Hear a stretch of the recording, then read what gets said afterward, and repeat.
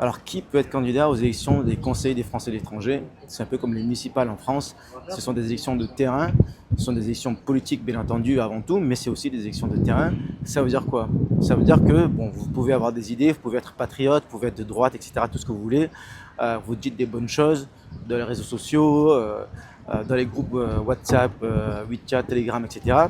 Mais si vous n'aimez pas rencontrer les gens, si vous n'aimez pas être sur le terrain, si vous n'aimez pas voir la communauté française, moi, je connais plein de patriotes qui ne veulent pas voir trop de Français tout le temps. Ils évitent les Français, ils ne vont pas aux événements des associations, ils ne vont pas aux événements en chambre de commerce, etc. Moi, hier soir, j'étais à la chambre de, événement en chambre de commerce. Ce matin, j'étais à un événement Invest à Hong Kong, c'est du networking, c'est pas forcément français, mais il y a beaucoup de Français aussi. Et en fait, mais moi, ça me plaît, c'est normal. Et aussi, il faut être capable de discuter, échanger avec tout le monde. Moi, je rencontre évidemment beaucoup de Français de Hong Kong qui sont gauchistes, macronistes, et j'ai aucun problème. Je réponds à tout, même aux insultes, et je le fais avec plaisir. Je suis calme, etc. Donc ça, ce sont des qualités à avoir aussi.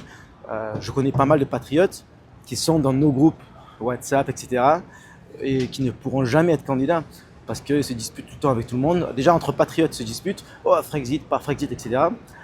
Mais en plus de ça, ils ne peuvent pas répondre à des questions basiques de la communauté française qui, euh, qui les challenge un petit peu sans se disputer.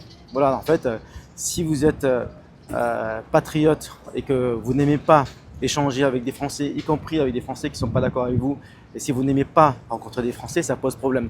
Voilà, donc, mais en tout cas, pour militer pour notre cause, on a besoin de tout. On a besoin des gens qui tapent un peu du poing sur la table, qui disent ce qu'il faut dire, mais on a aussi besoin des gens qui font ce qu'il faut à faire de manière productive et efficace.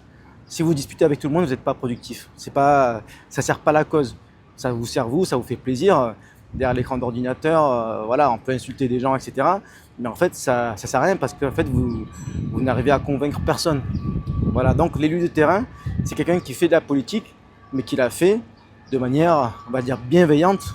Bienveillante, c'est un petit peu un terme macroniste, mais c'est un terme important. C'est-à-dire que vous êtes capable de, éventuellement, on va dire, le but ultime, c'est de rencontrer les gauchistes et les macronistes et de les convaincre d'avoir du bon sens.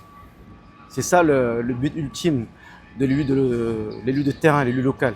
Voilà, donc réfléchissez-y. Si vous voulez être candidat aux élections locales, il y a beaucoup de qualités à avoir au-delà du simple fait d'être patriote.